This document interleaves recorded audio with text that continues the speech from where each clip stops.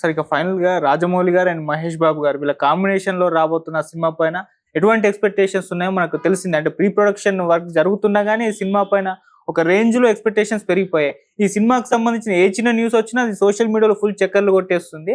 అయితే ఇప్పుడు లేటెస్ట్ ఒక న్యూస్ వైరల్ అవుతుంది సార్. ఇందులో ప్రియాంక చోప్రా గారు హీరోయిన్‌గా యాక్ట్ చేయబోతున్నారు అన్న వార్త వైరల్ అవుతుంది. ఆమె కూడా అమెరికా నుంచి ఇండియా హైదరాబాద్ రావడం, టెంపుల్స్ అన్ని దర్శించుకోవడం ఈ పనిలోనే భాగమని కూడా చెప్పుకుంటున్నారు. మరి ఈ న్యూస్ పైన మీ ఒపీనియన్ ఏంటి సార్?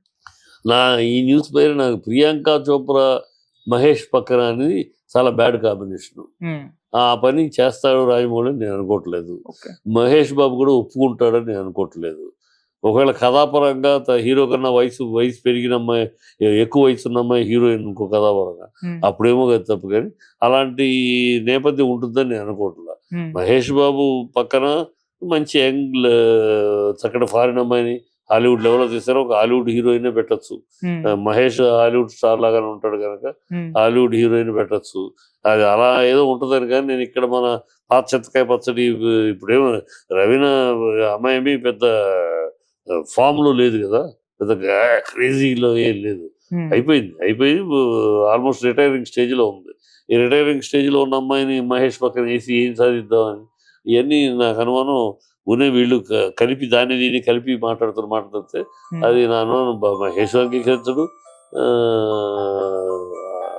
ఈ డైరెక్టర్ కూడా పని చేయడు. ఓకే. అంటే హాలీవుడ్‌లో కూడా ప్రియాంక చోప్రా గారికి మార్కెట్ ఉందని చూసాం. అంటే పలు హాలీవుడ్ సీరీస్‌లో సినిమాలు చేశారు కదా! ఆ సీరియస్ అడ్వాంటేజ్ ఉంటూ ఉందేమో అని. ఏముంటుంది, ప్రియాంక చోప్రా కానీ ఎగబడే రోజులు కాదు. ఓకే. ఒకప్పుడు ప్రియాంక చోప్రా అనగానే ఒక 5 ఏళ్ల క్రితం ప్రియాంక చోప్రా అంటే ఆడియన్స్ ఎగబడి థియేటర్కి వెళ్ళేవారు. హ్మ్. ఇవాళ అలా అమ్మాయి ఉందని ఎగబడి వెళ్ళే పరిస్థితి లేదు. హ్మ్. ఎగబడి వెళ్ళే పరిస్థితి లేదు. బాగుందంటే బాగుంది అంతే అంతే.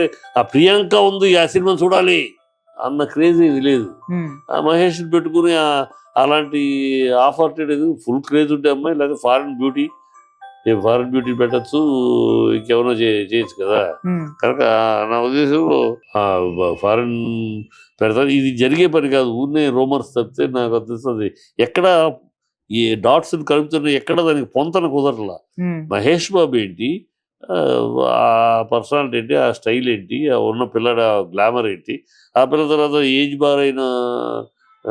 బార్ అంటే హీరోయిన్గా హ్మ్. మంచి ఫామ్లో ఉండే హీరోయిన్ కాదు కదా. ఆ అమ్మాయిని వేసి ఏమిటి ఏం సాధిద్దామని, మరి కథ ఏమన్నా కోరుతుందేమో అట్లా తెలియదు మనకి. హ్మ్. కథ ఏమన్నా హీరో కన్నా హీరోయిన్ వయసులో పెద్దదేమో, ఆ?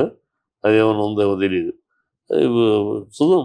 ఓకే. అండ్ ఈ సినిమా సార్ ఎప్పుడు స్టార్ట్ అవుతుంది? ఎప్పుడు ఫినిష్ అవుతుంది? ఎప్పుడు రిలీజ్ అవుతుంది? అన్న ఒక క్యూరియాసిటీ ఆడియన్స్‌లో ఉంది సార్. మొన్న కూడా అంటే ఏం లేదమ్మా, మీరు అనుకున్నంత క్యూరియాసిటీ ఏం లేదమ్మా. హ్మ్.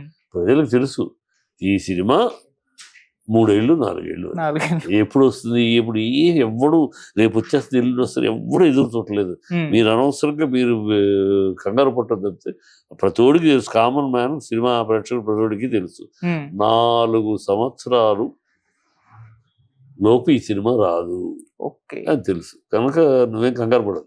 Okay sir. Thank you so much.